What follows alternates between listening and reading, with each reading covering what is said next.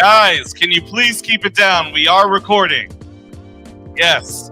Or you can stay and listen to some fun banter. So, welcome to our bi-weekly slice of political commentary and analysis, and a bunch of nerd stuff. And we'll talk about the fandom as well here on Rainier Avenue Radio. I'm Cliff. And I'm Tony. And welcome to the first official episode of the Unmasked Agenda.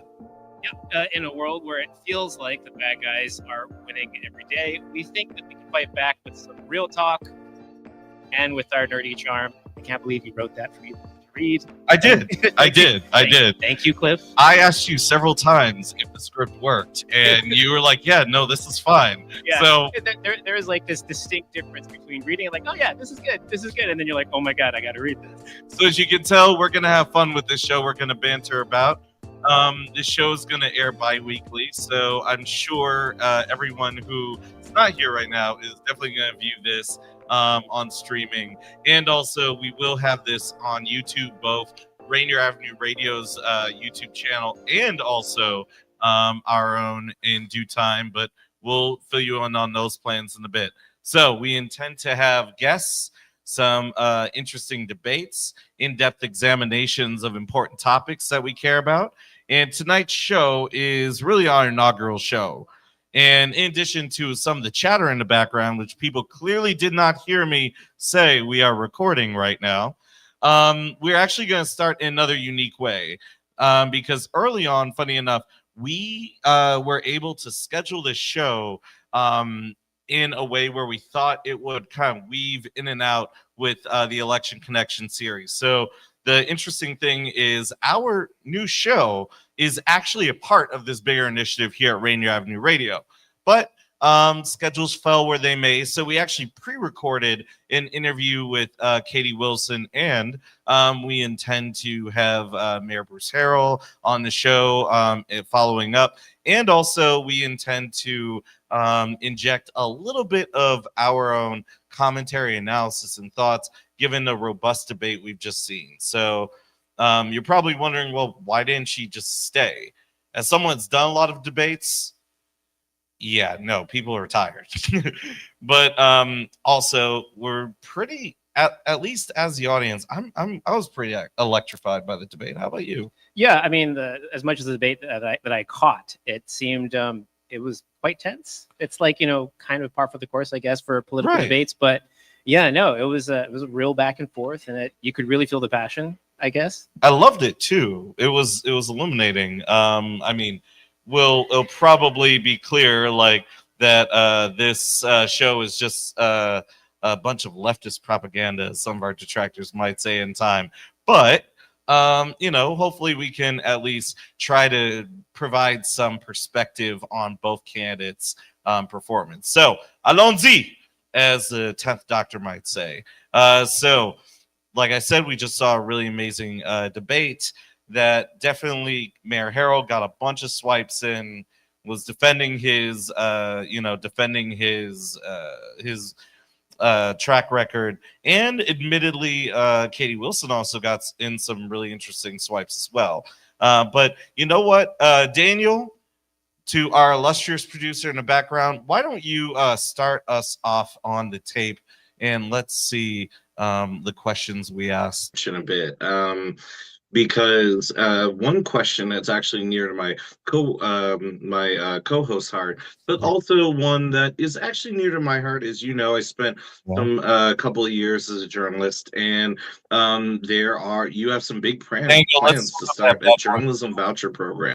So how community also one crisis and Oh, okay. social housing, if we're going to tackle our childcare crisis, right? Like these are big things which are going to require a lot of support and buy-in from the community, pressure too, right? And so that's that those values and that approach that I've taken throughout my career is definitely something that I want to continue in City Hall.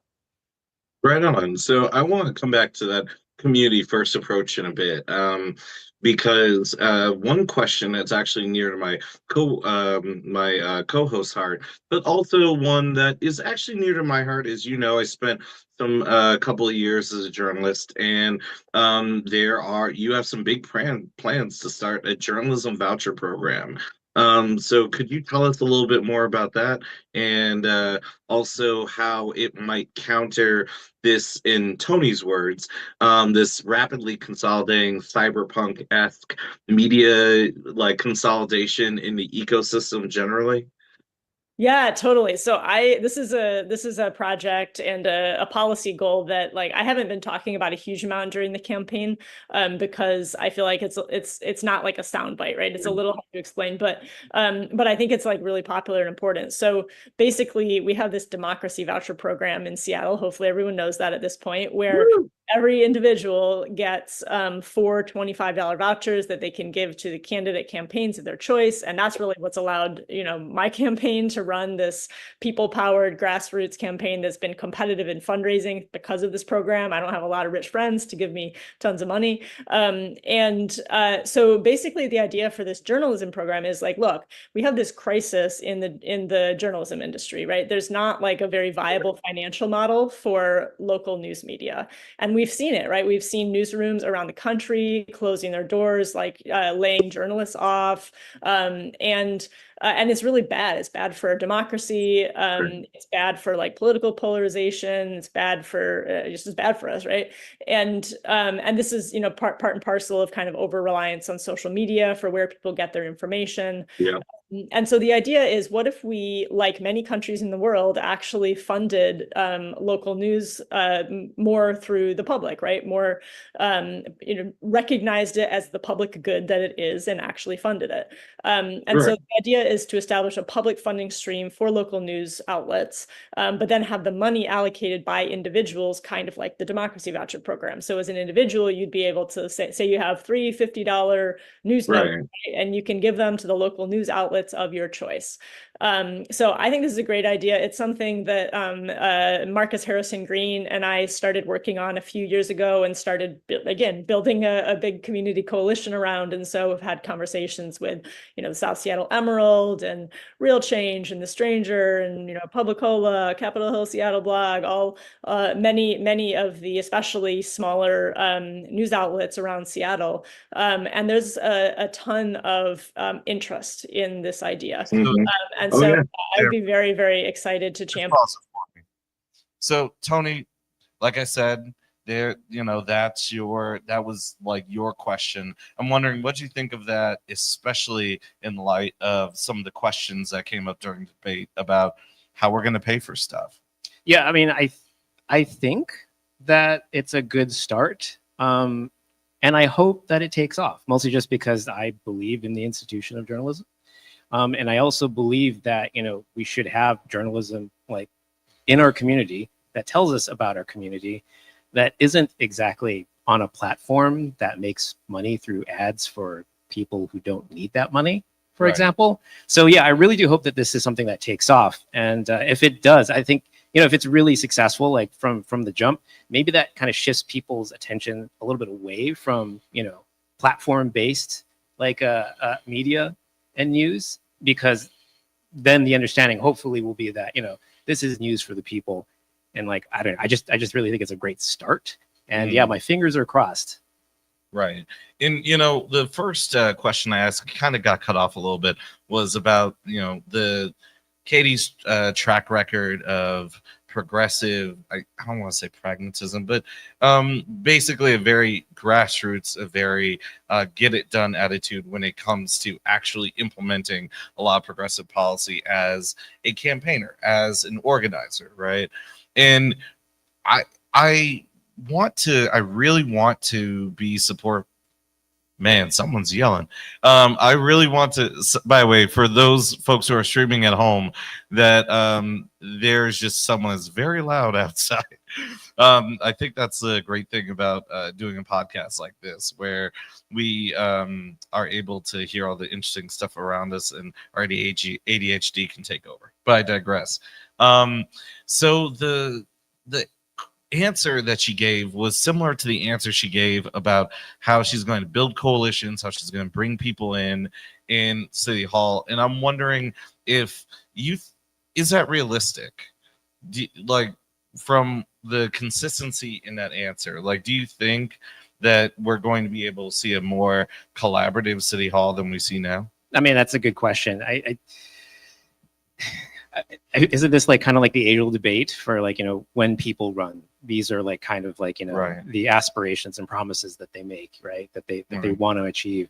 I think it's just the breath of fresh air that, we have someone who wants to do these new and vital things rather than just kind of like maintain the status quo, right? Yeah. So I think that's kind of really important. Whether or not they get done, I think also, like, it depends on how much, I think, provided, of course, like, Wilson wins, how much Wilson can also get buy-in from the community, right? And I think that's always going to be the case. Like, how much is your constituency behind you to help you kind of realize these things? Because, I mean, not for nothing, like, it's not just, our elected officials, it's all of us too in the community that we need to do our part. One refreshing thing I like about Wilson is that, she seems to have plans that seem, like there are steps to it, right? It seems, if not practical, like there is a vision of how to achieve these things, right? But I think it would be unrealistic to think that one person alone can do that. Right, absolutely. And one of the things that the criticisms that I've heard of the Herald administration is when it comes to, and it's interesting how Harold, how Mayor Harold framed the Kay Wilson's like lack of experience, not having connection with community, when we've had, I think there are about 3 different scandals about either staff or treatment within the Herald administration of staffers, and how that treatment has been toxic, to say at least, right? So, and I mean, don't get me wrong, like, you're always going to have those that sometimes you hire people and it doesn't work out, but at the same time, that it really does, like you said, it really does provide something of breath of fresh air. But I kind of want to talk specifically about policy for a second, because right before we go back to clip, both and my computer decides now to be slow or to malfunction. It's weird, but I'll just go off the riff on policy. It was interesting that you had Mayor Harold talk a lot about the investments he made in affordable housing. Oh, now it wants to work. Talk about the investments he made in affordable housing, and particularly how he has worked with a number of groups to do that. Things like the Seattle Housing Levy, or to invest things like over 108 or 105 million in a 2026 budget for affordable housing. Yet we've seen a decrease in shelter beds, and we've seen a loss of units in the affordable housing stock, right? And I gotta say that I wonder how much of that is due to City Hall doing things their way versus doing things that need to be done pursuant to what is happening on the ground. I mean, right? That you're asking him a question. I seem to think. It sounds like you've got a theory. I have a little bit of a theory. I think 2 things can be true at once. I think that like there were a bunch of supporters for Mayor Harold out here during the debate, right? So, and I mean, he's been in the community for a long time. However, that at the same time, he has hello, our illustrious executive director, Rainier Avenue Radio. How you doing? Just a little shout out to Tony B right there. Not this Tony, the other Tony. Anyway, sorry, just want to say hi.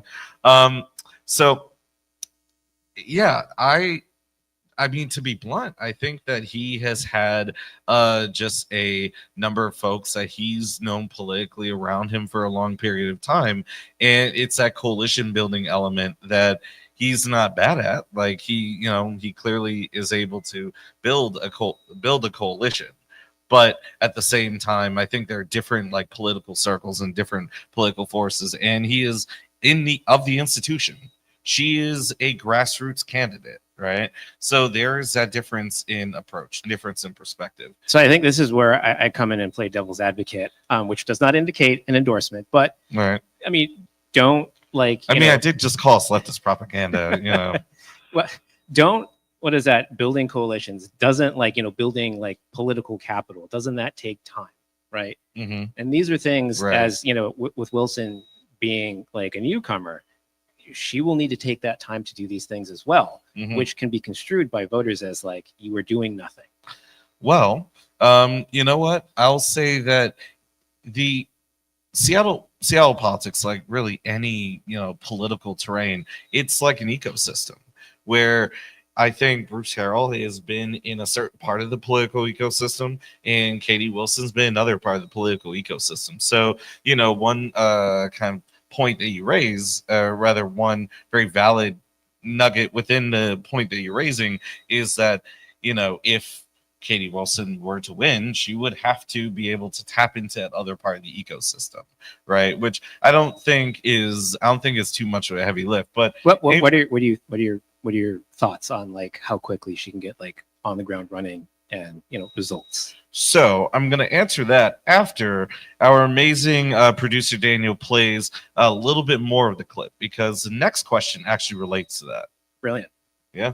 Legislation, this massive expansion of surveillance at a moment we are very vulnerable, and there is this is a very bad time for that, and directing their law enforcement to potentially on Thursday the 18th, after well after this pre-recorded interview and after your debate, my Tony and I will be talking about that, but more later. But I find it interesting, and actually on that note, also as Trump is trying to defund like PBS and NPR, right? So yeah, exactly, and that's what fascists do.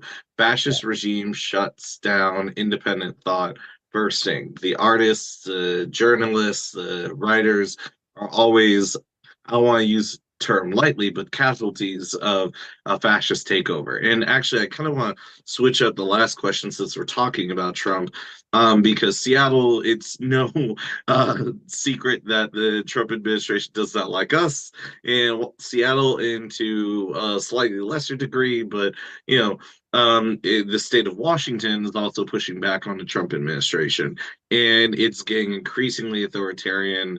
I don't need to. We'll be talking about the authoritarian nature of Trump administration in the live component of the show on Thursday the 18th. But I'm curious, what do you see as our role as a city in opposing that authoritarian overreach, and how can we what are your plans rather to make us more resilient? Yeah, I mean, that's a big question because there are so many pieces to this, right? And one piece is obviously how we are protecting immigrant communities in particular against ICE. Got a number of ideas on that front. And, part of that is just working really closely with all of the amazing community organizations, advocates who are building out rapid response networks and, supporting immigrant communities, trying to make sure no one has to go to a, immigration hearing alone.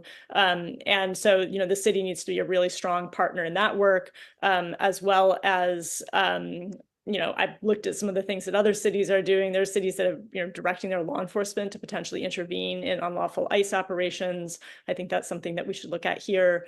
So that's kind of one piece. Then obviously there's all of the threats around defunding, right? And so, kicking people off SNAP benefits, kicking people off Medicaid, housing vouchers, losing funding, and all of the ways that we here in Seattle and in King County and in Washington State are going to be called upon to step up and make sure that vulnerable communities do not fall through those cracks.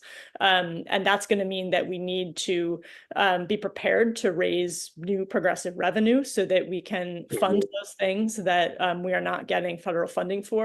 And that, again, is going to require very close collaboration between city and county and state, and also, frankly, partnerships with other jurisdictions in other states, right? I think that we have a lot to learn from other cities, especially like LA and DC, which have experienced kind of the most dramatic form of federal overreach in terms of federal agents or troops being sent into their cities. And we need to learn from them, and both from the way that that's played out in the courts and from just how their kind of immediate response on the ground, so that we are prepared for that same thing. So yeah, there's a lot there, but we definitely need to be prepared. So I think that's a big part of the answer to the question you were just asking, right? Like, how fast is she going to do that? I think the moment that we're in right now is going to necessitate us making some real choices, essentially building some across our kind of political lines in the city that aren't necessarily right or left, in order to, basically stand up against fascism. And I mean, let's be clear. I think one thing that I did not hear from Mayor Harrell, that I heard from Katie Wilson over and over again, that got applause from both Harrell supporters and Wilson supporters, was that Trump does not care about the rule of law. He just does not care.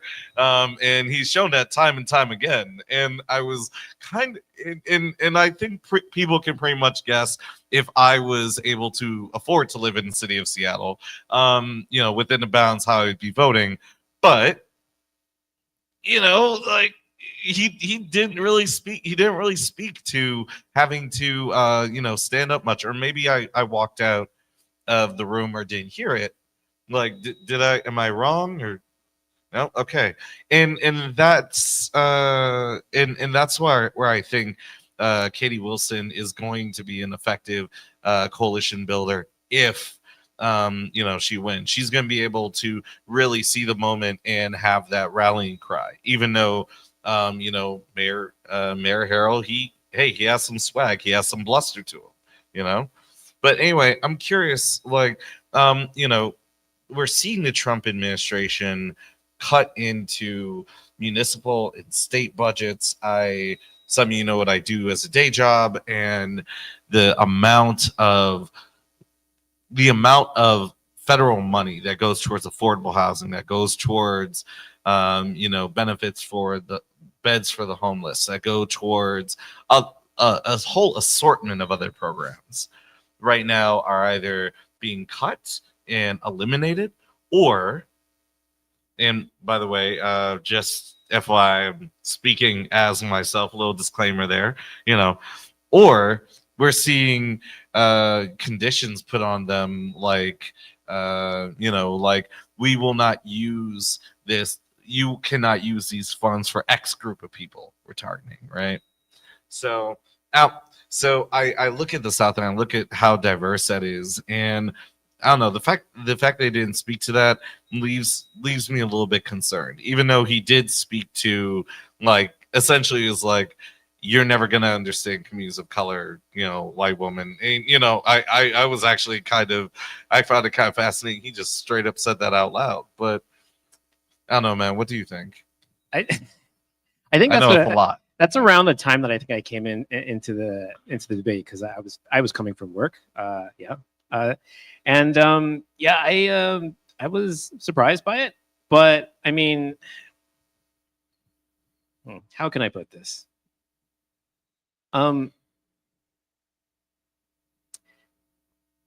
Because there was no real plan to stand up, how much of that bluster is meaningfully going to be translated into actual real resistance, right? And actually, who is the bluster for? By the way, actually, it does remind me, one thing I'm surprised you didn't talk about is the Seattle Shield ballot measure that's going in front of voters this November. Does that indicate that there is, did he just forget, or does that indicate that, like, he has no real connection to this thing? It is interesting because so for those that are tuning in, the Seattle Shield initiative that is going to be on the ballot is effectively a effort to be able to fill in some of the funding gaps and address these attacks from the Trump administration. And honestly, he actually talking about going across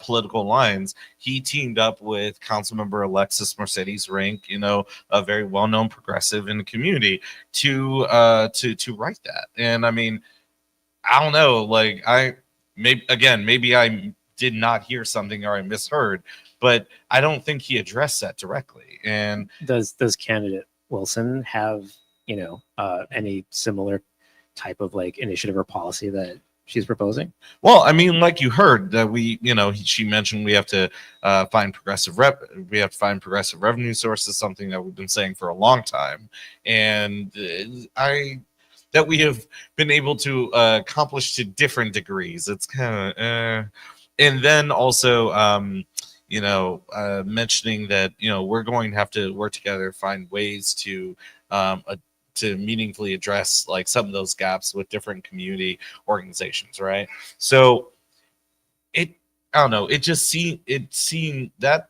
is an omission that I'll honestly chalk up to Bruce. Bruce coming in and being laser focused, because I could tell. I've seen him debate before. I've seen him in public forums. Like I've talked to him many times. I've known him in community. That this tonight he was laser focused, right? Just as Katie was also laser focused. Like she came with receipts, right? So I'm just curious of some of the issues that you're here for.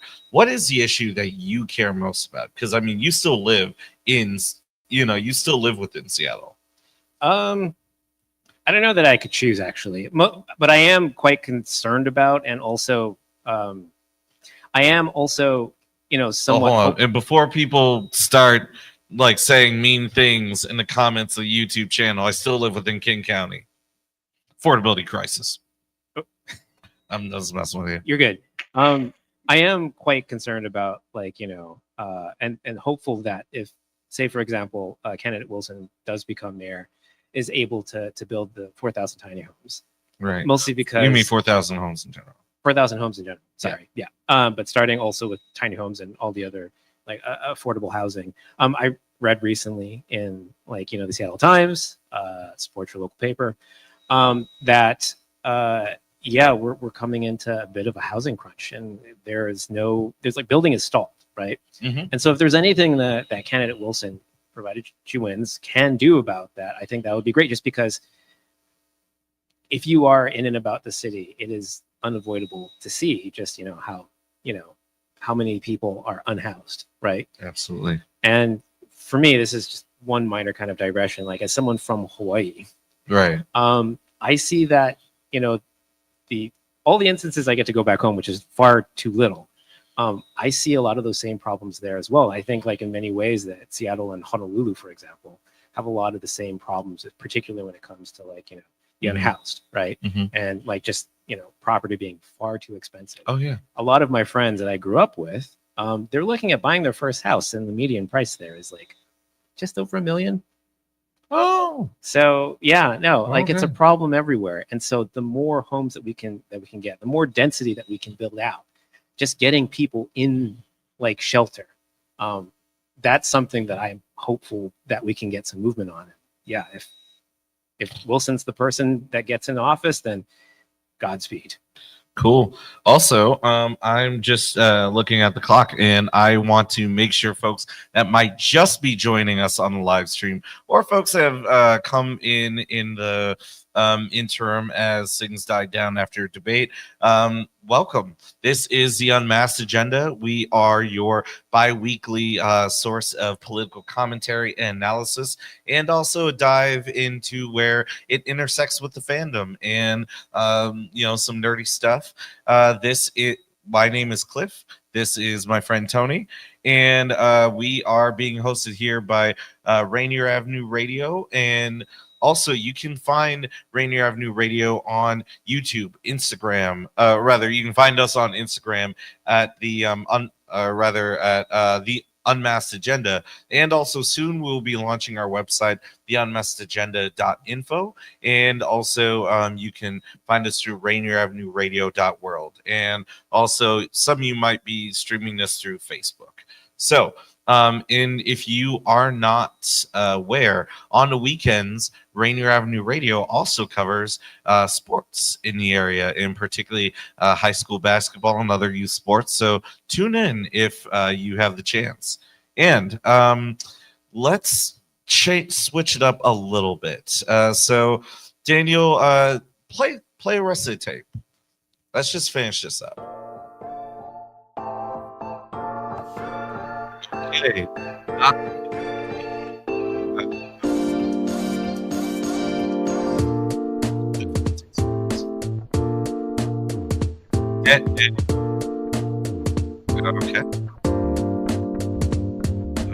Okay. Don't know what's going on there. You are listening to Rainier Avenue Radio.world. Don't forget to log on www.rainieravenue.radio.world. Are your kids eligible for or enrolled in Apple Health Medicaid insurance? Bring them to a free dental clinic in Skyway this fall.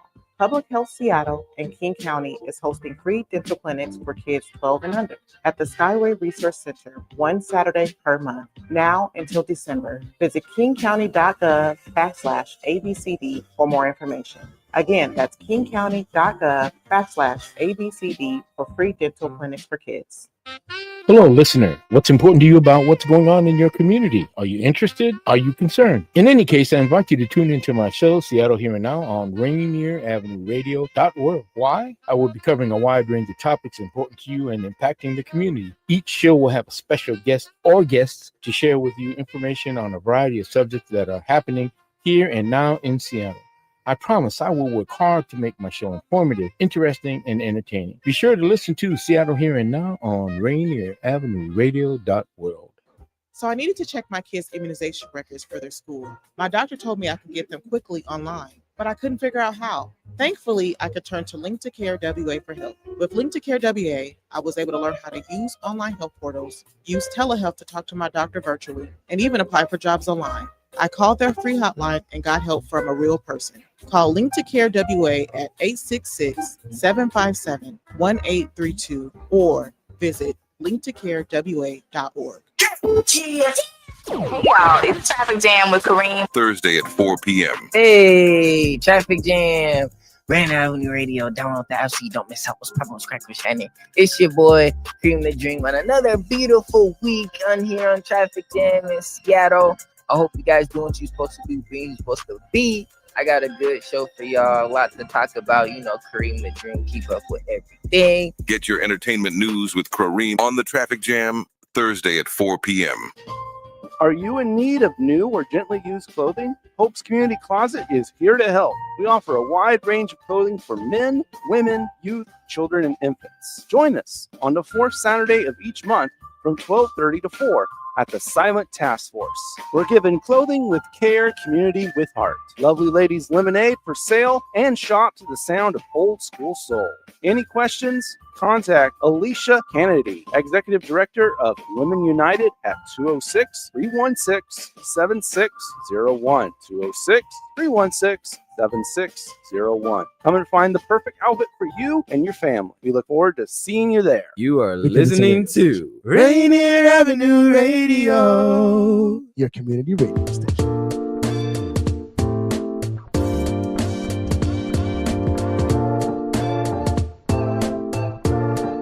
And we also need to be smart. I mean, one of the things that I've been very concerned about over the last couple of weeks is seeing the city, the mayor and council,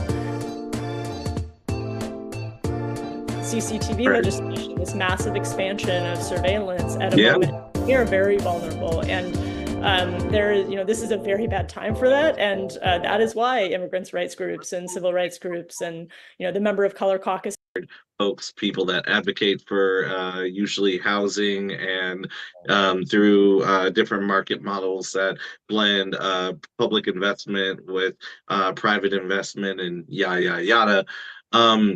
So many of them support your campaign, and one of the things that one of the ideas that's been making the rounds in those circles is an abundance framework. So when it comes to housing, energy, other parts of the economy, the idea is that we should, instead of trying to lump on more regulations, reassess the regulations that exist and reassess the both the history and the legacy of those regulations and whether or not they work.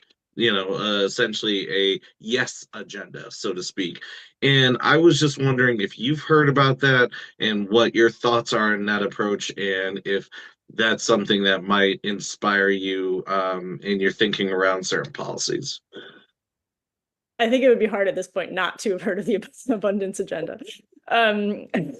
Although I haven't yet had time to read. I mean, we're both policy nerds. Like, I'm not gonna lie, you hit my heart right here when you did that video recently. I saw it over Reddit, not TikTok. I'm a Redditor, where you're like, yeah, I spent most of my career kind of like marching around, not looking that that swagalicious. So I went to Goodwill. I was like, I mean, yeah. So we're both policy nerds. So some folks might not have heard of abundance. Anyway, please go on. I'm sorry, I didn't mean to interrupt. Yeah, no worries. So yeah, I mean, I think there are things that I like about this outlook or this framework. I mean, I think the kind of word abundance, the idea that we should not live in a world of scarcity, right? Like, just with the amazing productive power that we have today, with the just our technology, our ability to produce the things that people need is just unprecedented, right? And so the idea that we need to be like scrounging for crumbs and hustling 24/7 in order to have the basics that we need to lead a dignified life is ridiculous. And so I do think that kind of big idea of we should be striving for there to be plenty for everyone is very good. And the idea that we can achieve some of this by certain kinds of deregulation, I think, is correct, especially in, like you said, some areas like housing and energy. And I also think that, from the standpoint of kind of Seattle's urbanist left, right? This is not a new thing, right? Like, I think that this is something that folks here have been talking about and pushing for a very long time, and looking at the ways that, for example, exclusionary zoning, the legacy of redlining, and that the way that we restrict where housing is built has contributed to our housing crisis. So this is not like a new idea, I think, for a lot of us in Seattle. But yeah, I mean, I think it's an important approach to look at ways in which some of the regulations that we have are not helpful. But at the same time, I do think it's also important not to kind of overstate the extent to which our big social problems can be solved simply through that approach, right? Absolutely. I also think that there's a need for, progressive taxation and public investment. And there's a lot of other frames, I think, which are also necessary and useful for thinking through why we're in the mess that we're in and how we need to get out of it. So I think it is, it's a fine perspective, but it's definitely not the be all end all. Hey, Daniel, let's pause. Right on. So I feel like you have thoughts. About abundance. Well, not just that, but specifically thinking about funding public services. She mentioned like progressive taxation. Also, I kind of saw you over my shoulder, like taking some notes and just like I was. I mean, the discussion was about abundance, and so I was trying to. I understand that abundance, particularly as it's proposed by, I guess, like Derek Thompson and Ezra Klein currently, is purported to be kind of, this new vision for Democrats to, present to the country as like, we want to build things, right? Often comparing places that are not, blue cities that are able to build things a lot quicker than blue cities, right? Right. And of course, the criticism coming from the left of Ezra and Derek being that abundance, essentially is like cover for like corporations to kind of take over and just get more money to do these things. There's no real like theory of who holds power in abundance, right? Right. Exactly. So I was trying to find I forgot who exactly it was. I think it might be Colorado Governor Jared Polis, who built a bridge in a month because it collapsed, and essentially is no, this is kind of a lifeline to our state, And so we need to get this done as quickly as possible. And if I were to be charitable to abundance, it would be that yes, that's the type of thing we want to do. Building essential infrastructure, services that people need and use as quickly as possible, right? Without a lot of typically onerous regulation that, not for nothing, going back to the former topic of housing, you have a lot of NIMBYs that use regulation to say no, we're not going to build for density in our neighborhood. And it's how are you gonna house these people? How are these people gonna get transported around if we don't fund more building for public transportation, for example? So, one thing you bring up is a question of who holds power, who particularly is profiting off of this, this framework that is so comfortable with deregulation, right? And I think that's where, for me, and I come from a background where I've been part of organizations, build affordable housing. Hey, how you doing? And also I've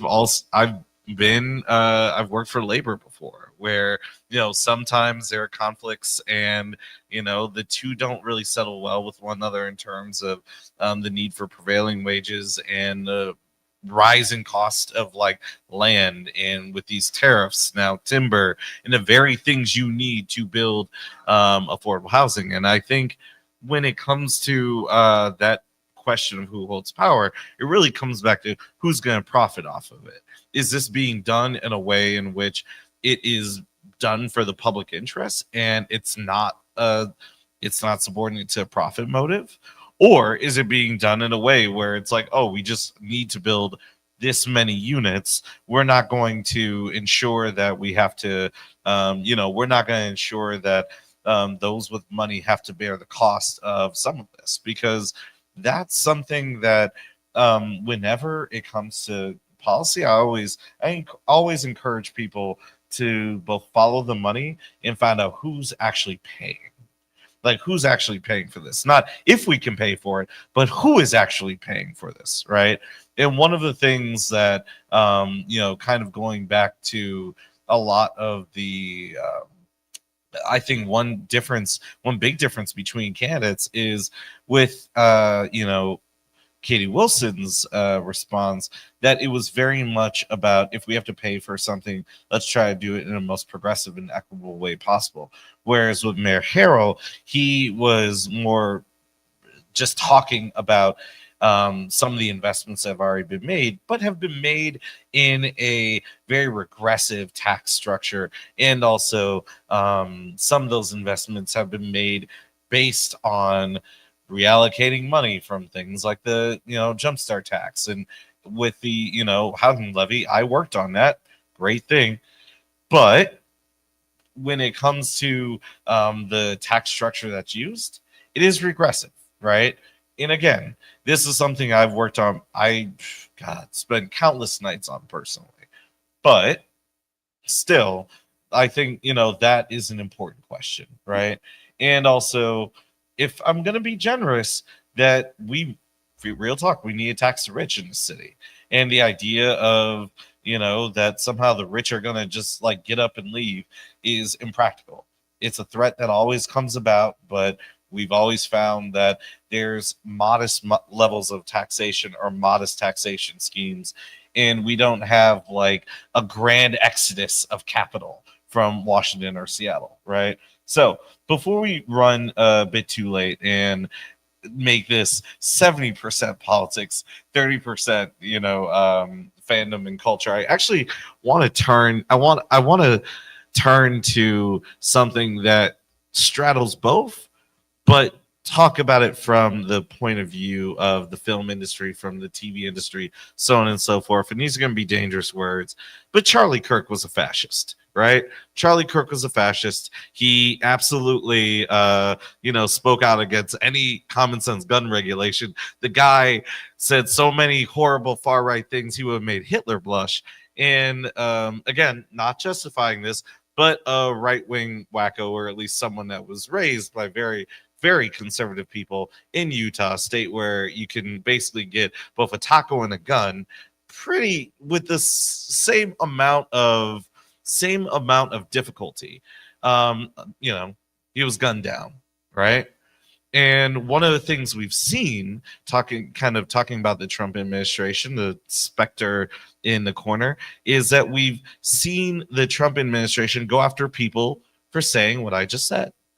And even their acolytes, you know, trying to push them to be fired, trying to make their lives living hell, dox them, so on and so forth. And see some friends in the audience be like, Cliff, are you trying to risk your life?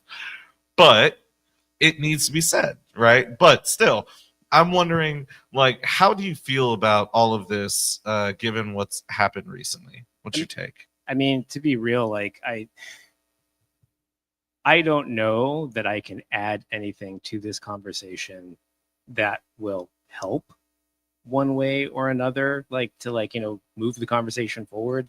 I mean, it's still actively happening right now, and, like, you can read the takes. They're all out there on the internet. But, like, I guess just personally how I feel about it, like, one of the things I think that's most disturbing to me is that, you know, of course, I'm going to get this out of the way, like, you know, political violence is no place, like, you know, in our country. And, like, yes, Charlie Kirk's assassination is very wrong. If you have a disagreement with someone, do not murder them.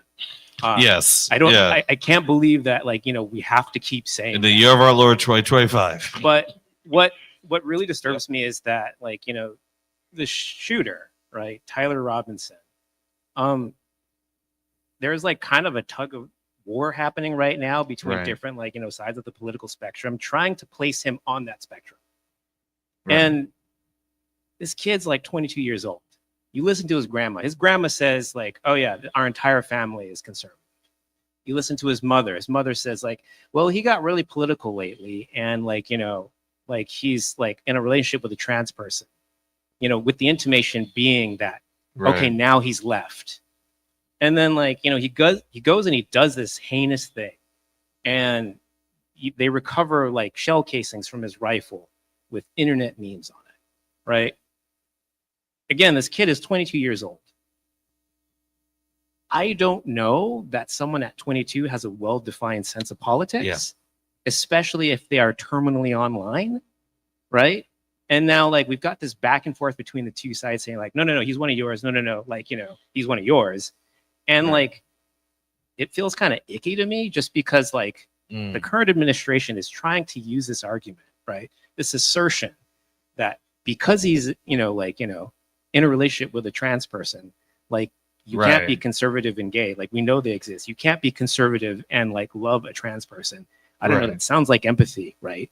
Maybe that's wrong or something. Oh no, empathy's woke. I don't know if you heard that. Empathy's woke. And yet, like, you know, like, I know people in my life who are conservative.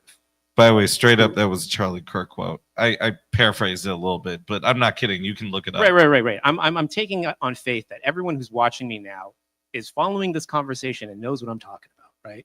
Like, another thing, like just to go to this point, like, Governor Cox, governor of Utah, one of the first things he says, and, like, you know, like, the immediate aftermath during a press conference is like, you know, I really hope it wasn't one of ours. You know, I really hope it was, like, someone from outside. And it's just like, you're already, you don't know any details, right? And by the way, the FBI cannot find this dude. Can we also point out, like, the kind of, like, racial and nationalist undertones of that as well? Because you're absolutely right in this whole, oh, it was you, it was on your side thing. But I also, you know, like, sorry, I didn't mean to cut it off. I just want to, like, point that out because I remember watching the same thing and kind of feeling like how you're describing. Yeah, so, like, it just feels kind of yucky, you know, kind of gross. And like, this is what, you know, the current administration is using as cover to essentially crack down harder on our civil liberties, like our ability to, like, you know, express ourselves, you know, with free speech, right?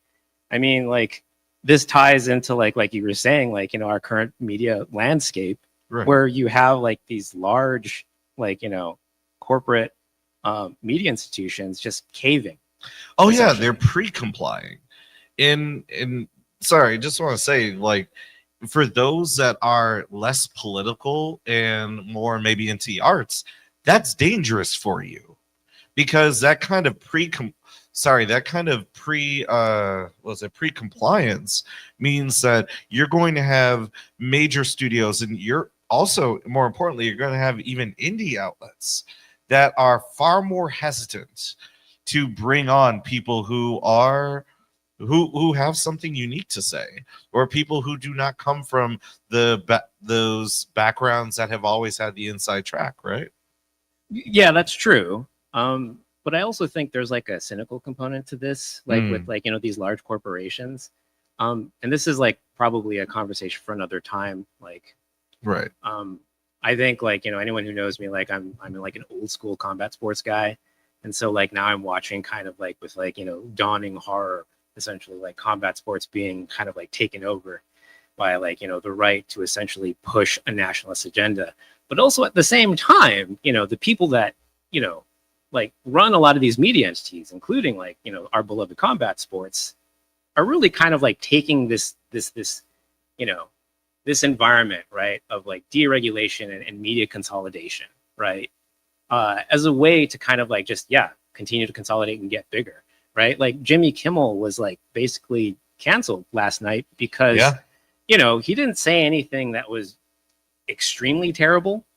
You know, I would say like it seemed mostly benign. He was mostly pointing his finger at like the administration and not Charlie Kirk himself.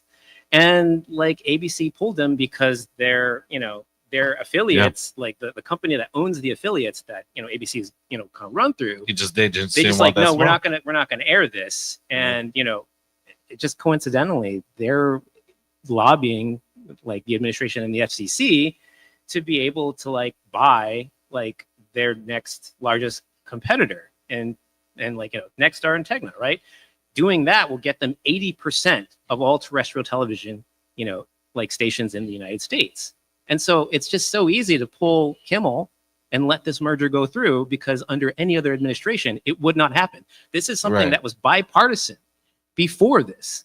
Democrats and Republican, like, you know, FCC, like commissioners were like, no, we should not let any company own more than 39% of like all the terrestrial channels. If we thought things were bad with Sinclair, they're about to get a lot worse. And it started with Jimmy Kimmel. Yeah. And well, actually, you know, something I just want to raise too is the, you know, the consolidation of particularly local news under Sinclair for about a decade has been getting progressively worse. Like, and actually, I will say, even with in 2018, the Disney Fox buyout. So in terms of studios, local news, and like other television stations, like this kind of consolidation's gotten, you know, really out of hand. And one of the things that so, you know, Congress, particularly Democrats in the House, have launched an investigation into how this FCC made this decision, right? But I think it's pretty clear, kind of going back to a point that was made during Katie's interview and just thinking about this, that the Trump administration does not care about the rule of law. And that does put us in a precarious place, because everything you just said makes sense. And anyone that cares about free speech, whether on the right or the left, and this is what boggles my mind, should be concerned. And just, I know it's probably not going to move the needle, but the sheer hypocrisy of those on the right, including people like Charlie Kirk, who always advertise themselves as free speech absolutists, always advertise themselves, especially when they're called out for speaking their hate speech, or, you know, spouting misinformation, saying, how dare you? And yet crickets. And, you know, and I think in authoritarian regimes, I think that's the point. Yeah. Right. And they tend to forget that things roll downhill. Like, it might be me today, but it'll be you tomorrow. I'm sorry. Yeah. I mean, I think going back to like kind of where we started, like, this is one of the reasons why I am really enthusiastic about Wilson's plan for like a local journalism voucher, as it were, because we're losing our institutions to corporatists, right? Right. And along with it, also like our rights, I don't see how this gets better until we start really kind of enforcing the rule of law, if not like at a national level, then here at home, right? I mean, we could socialize the internet. I'm just saying, or that sounds like a topic for another time. Mostly because but it I'm seems just like saying, so huge. I'm gonna throw it out there. I mean, it's so huge. We can. So one of the things that just gonna throw out there, I think it's Chattanooga, Tennessee. I have to double check this. Has a public internet provider that competes with the private sector one. So, I mean, sure, socializing the internet, but you are absolutely right too. Like, we can both expand on this in our time, but it does need to be said that we need, some decisive action, Yeah, the people should own their sources of news, their sources of media should not be completely owned by corporations. Oh, so actually going before we end the show, going into the world that you and I are in a little bit together, as both fans, connoisseurs of the printed and illustrated media known as comic books, that this has even had fallout in the comic book world with creators basically one Red Hood series recently that DC is going to publish. They just yanked it because of a creator. Yeah. I mean, like the biggest, the most high profile instances of this phenomena is, of course, like Jimmy Kimmel and also like Stephen Colbert being canceled. DC Comics pulled their new Red Hood series by author Gretchen Felker Martin because Felker Martin had some rather off-color comments in the immediate aftermath of Charlie Kirk's death, and I think they were just afraid. There was pre-compliance there, and I mean I am a little bit conflicted about this just because it's a private company. Right there, there's an argument to be made that like they can make these hiring and firing decisions that they want. It may not be cool. It's really like kind of a jerky thing, right? Particularly given that people express like terrible views all the time, and they still have jobs. Brian Kilmeade on Fox, for example, right? Yeah, still has a job, right? Yeah, still has a job. But Gretchen Felker Martin, and I read the book, and it's like for me as like a fan of film noir, I'm like it feels like a noir, it is. It's like really a really fun noir like setup for like the character Red Hood. Yeah. Now no longer be able to tell that tale, right? And the question is, what is DC? What is Warner Brothers afraid of? And I don't know, this might be a bit of a conspiracy theory, but again, going back to the topic of media consolidation, Skydance Paramount, right? Fresh off of their merger between Skydance and Paramount CBS, is looking to buy Warner Brothers, the owner of DC Comics. And so, is there something there? Maybe. I mean, we'll talk about Trumpnomics and how should I put this? How often economic decisions are not made by math or convention. Well, I think it is math. I think it is math. No, I meant big number math. I meant in terms of the regulatory agencies starting to work towards Trump's whims. But we have run out of time. So with that, thank you for joining us for our inaugural episode of the Unmasked Agenda here on Rainier Avenue Radio. We'll be back on October 2nd with a brilliant show that I must spoil it, but we're not going to have a pre-recorded interview. Fingers crossed. We don't have any abrupt schedule changes again that'll necessitate that, but we'll have a guest and be talking about a topic that is near and dear to all of us that do not want people plucked out of our communities. I'll put it that way. But for that, I've been Cliff. And Oaxaca, I've been Tony. All right, and for all of our friends out there, for all our friends in the audience, keep on keeping on, stand firm, and don't back down.